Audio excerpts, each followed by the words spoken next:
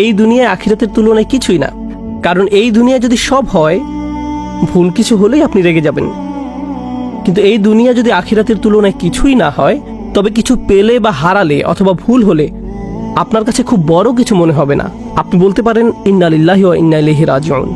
নিঃসন্দেহে আমরা আল্লাহর কাছ থেকে এসেছি এবং আল্লাহর কাছেই ফিরে যাব। মোট কথা, আপনি সহজেই শান্ত থাকতে পারবেন। এটা ঘটবে যখন আপনি আত্মস্থ করবেন প্রথম শিক্ষাটি। দ্বিতীয় বিষয়টি হলো, আল্লাহ যেমনটি বলছেন বড় গুনাহ থেকে বিরত থাকা, তিনি বিশেষভাবে এটিকে উল্লেখ করেছেন সব ধরনের নির্লজ্জতা। নির্লজ্জতা কি?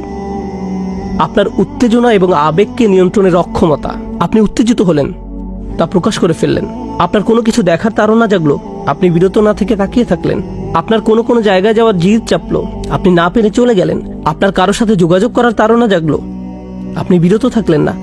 এটা আল্লাহকে অখুশি করবে কিনা তা আপনার মাথায় এলো না। আপনি পারলেন না এই তাড়নাগুলো নিয়ন্ত্রণ করতে।